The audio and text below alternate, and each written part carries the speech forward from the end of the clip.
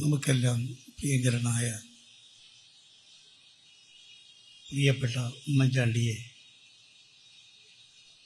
ജനമനസ്സിൽ സ്ഥിരപ്രതിഷ്ഠ നേടിയ ഉമ്മൻചാണ്ടിയെ അനുസ്മരിക്കുന്ന ഈ കൂട്ടായ്മയുടെ അധ്യക്ഷൻ പ്രിയങ്കരനായ APCC പ്രസിഡന്റ് സണ്ണി ഉൾപ്പെടെ ഈ വേദിയിലും സദസ്സിലും സന്നിഹിതരായിട്ടുള്ള നേതാക്കളെ, സഹപ്രവർത്തകരെ, സഹോദരി സഹോദരന്മാരെ, സുഹൃത്തുക്കളെ, ഉമ്മൻചാണ്ടി നമ്മെ വിട്ടുപിരിഞ്ഞു എന്ന യാഥാർത്ഥ്യം അംഗീകരിക്കാൻ കഴിയാത്ത മനസ്സുമായിട്ടാണ് നമ്മളൊക്കെ ഇവിടെ ഒന്നിച്ചു ചേർന്നിട്ടുള്ളത്. ഉമ്മൻചാണ്ടി ആരായിരുന്നു, എന്തായിരുന്നു എന്നുള്ളത് കേരളത്തിലെ ആബാലവൃദ്ധം മുഴുവൻ ആളുകൾക്കും മാത്രമല്ല, സണ്ണി ചൂണ്ടിക്കാണിച്ചതുപോലെ മലയാളികളുള്ള ലോകത്തിലെ എല്ലാ ഭാഗത്തും ഉമ്മൻചാണ്ടി അവരുടെ ഹൃദയത്തിൽ ജീവിക്കുന്നു എന്നുള്ളതാണ് യാഥാർത്ഥ്യം. ഞങ്ങളുടെയൊക്കെ ജീവിതത്തിൻ്റെ ഭാഗമാണ് വയലാർ രവി, KK ആൻ്റണി, ഉമ്മൻചാണ്ടി, അങ്ങനെ തുടങ്ങിയ നിരയുമായിട്ടാണ് ഞാൻ കേരള വിദ്യാർത്ഥി യൂണിയൻ്റെ പ്രവർത്തനങ്ങളിലേക്ക് കടന്നു വരുന്നത്. ഞാനിപ്പോഴും ഓർക്കുന്നു ആദ്യമായി ഉമ്മൻചാണ്ടിയെ കണ്ടുമുട്ടിയ സന്ദർഭം. ഞാനിന്ന് SLC കഴിഞ്ഞ് 1ാം വർഷ പ്രീ ഡിഗ്രി വിദ്യാർത്ഥിയാണ്. സ്കൂൾ വിദ്യാർത്ഥികളെ പ്രതിനിധീകരിച്ചുകൊണ്ടാണ് വയലാർ രവി അധ്യക്ഷനായ 21 അംഗ KSU സംസ്ഥാന കമ്മിറ്റിയിൽ അംഗമായി വരുന്നത്. ആദ്യ മീറ്റിംഗ് 1964 ആഗസ്റ്റ് 2-നായിരുന്നു. അന്നാണ് ഉമ്മൻചാണ്ടി ആദ്യമായി കാണുന്നത്. ആ മീറ്റിങ്ങിൽ വെച്ചാണ് KSU പ്രസിഡന്റായിരുന്ന വയലാർ രവി അധ്യക്ഷപദം ഒഴിഞ്ഞ് AK ആൻ്റണിയെ KSU പ്രസിഡന്റായി തിരഞ്ഞെടുക്കുന്നത്. ആ കമ്മിറ്റിയിൽ ഉമ്മൻചാണ്ടിയും AC ഷൺമുഖദാസുമായിരുന്നു ജനറൽ സെക്രട്ടറി. സ്റ്റേറ്റ് കമ്മിറ്റി മെമ്പറായ എന്നെയാണ് തൃശ്ശൂർ ജില്ലയിൽ KSU സംഘടിപ്പിക്കുന്നതിന് ആ കമ്മിറ്റി അന്ന് ചുമതലപ്പെടുത്തിയത്. പിന്നീട് ജില്ലാ കമ്മിറ്റി സംഘടിപ്പിച്ചു. സിറിക്ക് വെളിയത്തിൽ ആദ്യ ജില്ലാ പ്രസിഡന്റ്, സിറിക്ക് ഇപ്പോൾ തൃശ്ശൂരിൽ അധ്യാപക ജീവിതം അത് പെൻഷനായി അവിടെ ഉണ്ട്. പിന്നീട് ഞാൻ KSU ജില്ലാ പ്രസിഡന്റായി. തൃശ്ശൂർ ജില്ലയിൽ KSU പ്രവർത്തനങ്ങൾ സംഘടിപ്പിക്കുന്നതിനായി ഉമ്മൻചാണ്ടിയും AK ആൻ്റണിയും എത്രയോ ദിവസങ്ങൾ ഞങ്ങളോടൊപ്പം വന്നിട്ടുണ്ട്. അന്ന് KSUവിന് പണമില്ല, സംഘടന പ്രവർത്തനം മുന്നോട്ട് നീക്കാൻ പൈസയില്ല, സമ്മേളനങ്ങൾക്ക് പൈസയില്ല. പക്ഷെ ഞങ്ങൾ, ആൻ്റണി വരും, ഉമ്മൻചാണ്ടി വരും, ജാലെ, ജോസ് താണിക്കൽ, KP വിശ്വനാഥൻ തുടങ്ങിയവരൊക്കെ ഉണ്ടാവും. ഞങ്ങൾ പണം പിരിക്കും. പകുതി സംസ്ഥാന കമ്മിറ്റിക്ക്, പകുതി ജില്ലാ കമ്മിറ്റിക്ക്. ആ വർഷത്തെ പ്രവർത്തനത്തിന് വേണ്ട പണം സമ്പാദിക്കുന്നത് അങ്ങനെയായി. ഈ രീതിയിൽ മുന്നോട്ട് പോയി. ഉമ്മൻചാണ്ടിയുടെ നേതൃത്വമാണ് കേരള വിദ്യാർത്ഥി യൂണിയന് സംസ്ഥാന വ്യാപകമായ ഒരു അംഗീകാരം നൽകിയത്. KSUവിൻ്റെ ആദ്യ പ്രതാപകാലത്തിന് ശേഷം വയലാർ രവി മാറി. KSU പ്രവർത്തന രംഗത്ത് കുറച്ചു കാലം പ്രവർത്തനക്ഷമമല്ലായിരുന്നു.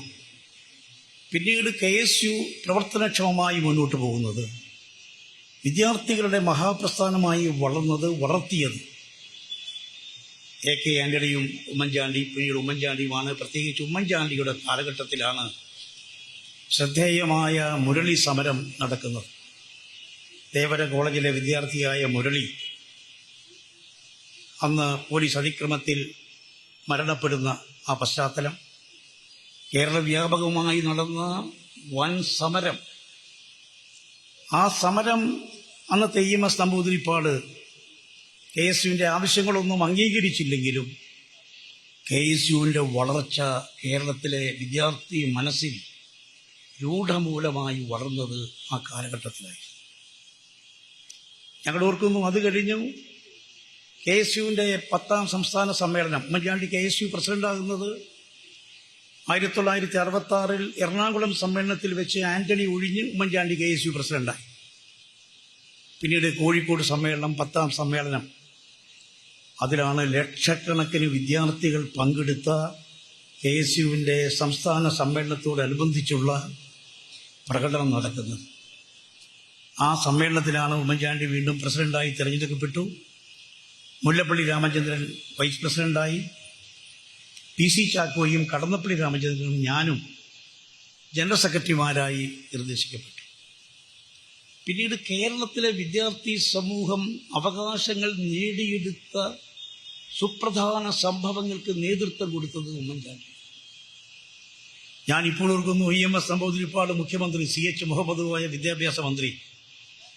ഇടതുപക്ഷ ഗവൺമെന്റ് ആണെങ്കിലും ആദരണീയനായ CH മുഹമ്മദ് കോയയെ കണ്ട ഓരോ സന്ദർഭത്തിലും ഞങ്ങളൊക്കെ സംതൃപ്തരായിട്ടാണ് മടങ്ങിയത്.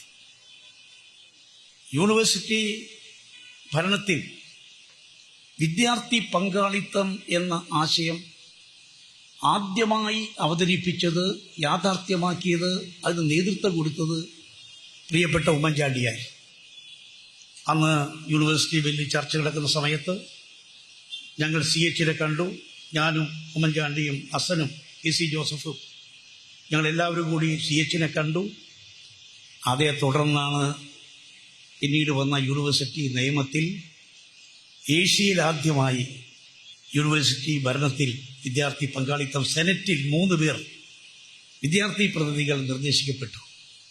KSUവിൻ്റെ ഭാഗത്ത് നിന്ന് MM ഹസൻ, CPI ASFിൻ്റെ ഭാഗത്ത് നിന്ന് J ഉദയഭാനു, CPMൻ്റെ ഭാഗത്ത് നിന്ന്, SFIയുടെ ഭാഗത്ത് നിന്ന് സലാം, അഡ്വക്കേറ്റ് സലാം, 3 പേരായിരുന്നു.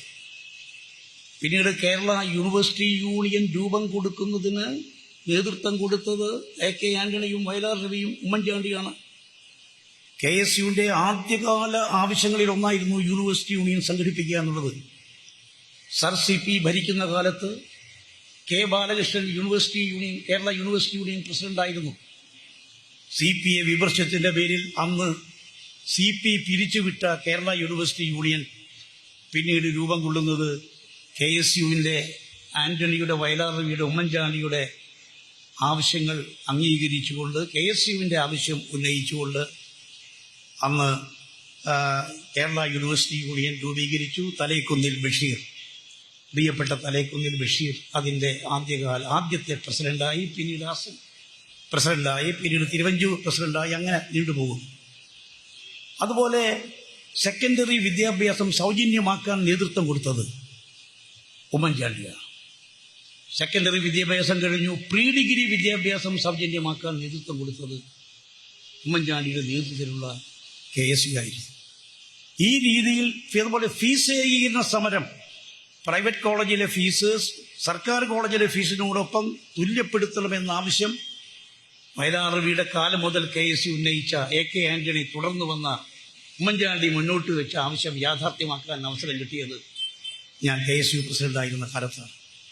അന്നത്തെ അച്യുതമേനോൻ, കരുണാകരൻ, CH മുഹമ്മദ് കോയ ത്രയങ്ങൾ നേതൃത്വം കൊടുക്കുന്ന ഭരണകൂടം അത് അംഗീകരിച്ചു. KPCC KK വിശ്വനാഥൻ വക്കീൽ അധ്യക്ഷനായുള്ള കേരള പ്രദേശ് കോൺഗ്രസ് കമ്മിറ്റി ആദ്യം അംഗീകരിച്ചു. പിന്നീട് ഐക്യകക്ഷി അംഗീകരിച്ചു. ഇന്നതൊരു യാഥാർത്ഥ്യമായി. അതോടൊപ്പം KM ചാണ്ടി സാർ അധ്യക്ഷനായ AKPCTയുടെ ആവശ്യം കൂടി ഉൾക്കൊണ്ടുകൊണ്ട് അന്ന് ഡയറക്റ്റ് പേയ്മെന്റ് അധ്യാപകർക്ക്, സ്വകാര്യ കോളേജിലെ അധ്യാപകർക്ക് ഏർപ്പെടുത്താൻ സാധിച്ചു.